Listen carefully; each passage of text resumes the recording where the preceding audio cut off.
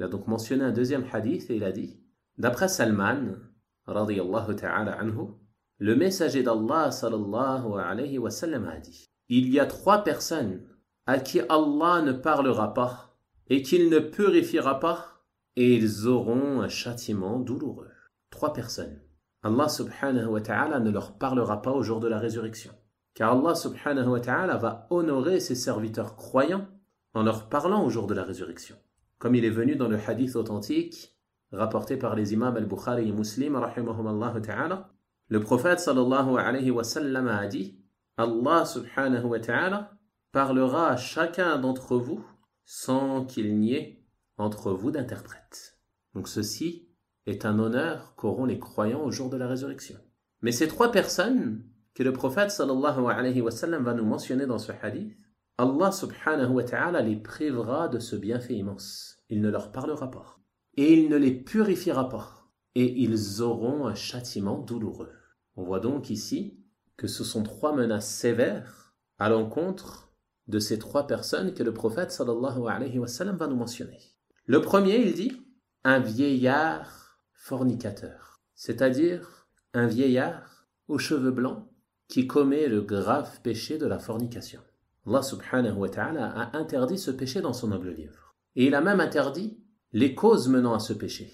Car il a dit subhanahu wa ta'ala وَلَا تَقْرَبُوا الزِّنَا إِنَّهُ كَانَ فَاحِشَةً وَسَاءَ سَبِيلًا.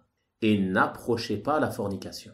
C'est-à-dire ne forniquez pas et ne l'approchez pas, ne faites pas les causes menant à ce grave péché. Car c'est vraiment une turpitude et un mauvais chemin. Donc la fornication, elle fait partie des grands péchés qui anéantissent les mœurs, qui anéantissent les sociétés, qui anéantissent les lignées, et ainsi de suite parmi les méfaits de ce grave péché, comme on peut le constater dans les pays où il est répandu. Donc ce péché est d'une grande gravité, mais il peut être encore plus grave selon la personne qui va le commettre. Et en l'occurrence ici, le fait qu'un vieillard aux cheveux blancs commette ce péché, ceci est un acte très vil, car le vieillard, étant donné son âge avancé, l'obligation pour lui est de se préserver de ce genre de péché. D'autant plus qu'à cet âge-là, il a moins de désirs et de pulsions qu'un jeune homme. Donc, il est censé être moins tenté par ce péché. De plus, lorsque la personne atteint un certain âge, elle se rapproche de la mort. Donc, son obligation est de se préparer à l'au-delà, en se repentant de ses péchés, en multipliant les œuvres de bien, en multipliant les bonnes actions, espérant de son Seigneur subhanahu wa ta'ala le pardon de ses péchés et l'acceptation de ses bonnes œuvres. Donc s'il commet ce grave péché à cet âge-là, ceci nous montre la laideur de son comportement et ses mauvaises mœurs, son mauvais caractère, et que ce péché fait partie de son caractère wal-'iyadhu billah. Et c'est pour cette raison qu'il est sous ces 3 menaces mentionnées dans le hadith. Allah ne lui parlera pas, ne le purifiera pas, et il aura un châtiment douloureux. La deuxième personne, le prophète sallallahu alayhi wa sallam nous dit un pauvre orgueilleux. L'homme, de manière générale, il se doit de faire preuve d'humilité. D'humilité envers Allah subhanahu wa ta'ala, mais également d'humilité envers les créatures d'Allah. Et l'orgueil, c'est le contraire de l'humilité. L'orgueil, il peut pousser à de nombreux péchés, il peut même pousser à la mécréance et au délaissement de l'adoration d'Allah subhanahu wa ta'ala. En effet, médite sur la parole d'Allah subhanahu wa ta'ala au verset 60 de Surat Ghafir. Lorsqu'il dit subhanahu wa ta'ala Innal ladhina yastakbiruna an ibadati sayadkhuluna jahannama dakhirin. Ceux qui par orgueil refusent de m'adorer. Par orgueil, ils refusent d'adorer Allah subhanahu wa ta'ala. Ils entreront bientôt dans l'enfer humilié. Et l'orgueil, c'est également la cause de l'avilissement de Iblis et de sa mécréance. Il a mécru en raison de son orgueil. Allah subhanahu wa ta'ala nous dit à son sujet Aba wastakbar wa kana minal kafirin.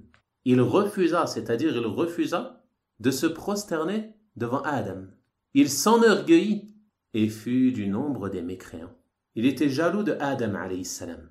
Donc, lorsqu'Allah subhanahu wa ta'ala a ordonné aux anges de se prosterner, ils se sont tous prosternés à l'exception de Iblis. Pourquoi ? En raison de son orgueil.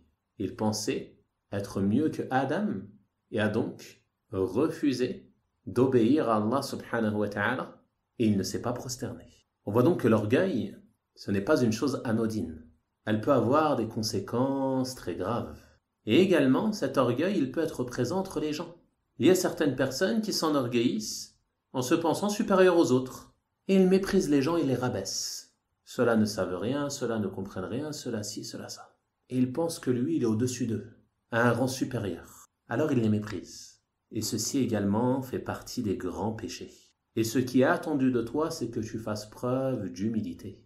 D'humilité envers Allah subhanahu wa ta'ala, mais aussi d'humilité envers les gens. Et tu ne dois pas les mépriser. Donc de manière générale, l'orgueil, c'est un grand péché. Mais il est d'autant plus grave lorsque celui-ci provient d'un pauvre. Le prophète sallallahu alayhi wa sallam, ici, il nous dit le pauvre orgueilleux. Pourquoi le péché est le plus grave commis de sa part? Car il n'a aucune raison de s'enorgueillir. Il se peut qu'une personne riche, elle soit trompée par ses richesses. Elle est leurrée par celle-ci. Alors, en raison de l'argent qu'elle possède et de ses grandes richesses, elle va s'enorgueillir et se sentir supérieure aux gens qui, eux, ne sont pas riches. Mais le pauvre, qui ne possède rien, pour quelle raison s'enorgueillit-il? Ceci prouve que ceci est un comportement qui est ancré en lui, car il s'enorgueillit sans raison. Et c'est pour cela que son orgueil est plus grave que l'orgueil d'une personne riche. Et pour cette raison, Allah subhanahu wa ta'ala ne lui parlera pas au jour de la résurrection, ne le purifiera pas, et il aura un châtiment douloureux, et on demande à Allah subhanahu wa ta'ala de nous préserver. Ensuite, la troisième personne que le prophète sallallahu alayhi wa sallam a mentionné dans ce hadith, et c'est pour cela que l'auteur rahimahullah ta'ala l'a mentionné dans ce chapitre, il a dit « Et un homme qui fait du serment par Allah sa marchandise, il n'achète qu'en jurant et ne vend qu'en jurant. » Il a fait du serment par Allah sa marchandise, c'est-à-dire c'est ce qui lui permet d'écouler sa marchandise ou alors d'acheter de la marchandise. Lorsqu'il veut vendre, il jure. Lorsqu'il veut acheter, il jure. Et ainsi de suite.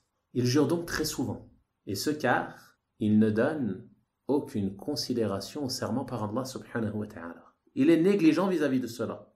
Donc sa rétribution c'est quoi? C'est qu'Allah subhanahu wa ta'ala ne lui parlera pas au jour de la résurrection, ne le purifiera pas, et il aura un châtiment douloureux. On voit donc que l'obligation pour le musulman, c'est de faire preuve d'honnêteté et de véracité envers ses frères, et d'être véridique dans ses transactions. Lorsque tu vends, lorsque tu achètes, tu dois faire preuve de véracité. Si ta marchandise a des défauts, tu en informes les éventuels acheteurs, et tu ne mens pas sur la qualité de ta marchandise. Tu ne trompes pas les gens, mais tu dis la vérité au sujet de ce que tu vends. Et tu te dois de ne pas te servir du serment par Allah subhanahu wa ta'ala pour écouler ta marchandise. Mais tu dois t'éloigner de cela. Et te rappeler qu'il n'y a en cela aucun profit pour toi dans l'au-delà. Même si en apparence, le vendeur, lorsqu'il jure, sa marchandise s'écoule rapidement, en réalité, il n'en tire aucun profit. Dans l'au-delà, on a vu sous quelle menace il est. Il est sous une menace sévère. Et ici-bas, son argent sera privé de toute bénédiction. Donc, tu dois te rappeler que tu n'obtiendras des biens de ce bas monde que ce qui t'a été écrit. Et qu'aussi nombreuses soient les richesses que tu amasses dans ce bas monde, elles ne te permettront pas de te passer de ce qu'il y a auprès d'Allah subhanahu wa ta'ala dans l'au-delà. Aussi riche sois-tu, cet argent, il ne te préservera pas du châtiment d'Allah subhanahu wa ta'ala. Il est donc important pour toi ici-bas d'œuvrer pour obtenir la satisfaction d'Allah subhanahu wa ta'ala. Et entre dans cela, de ne rechercher ta subsistance que de manière licite. Même si tu ne gagnes pas beaucoup d'argent. Il vaut mieux avoir un petit salaire avec beaucoup de bénédictions plutôt qu'un grand salaire obtenu de manière illicite et privé de toute bénédiction et qui de plus est te fera encourir un châtiment dans l'au-delà, wal-'iyadhu billah.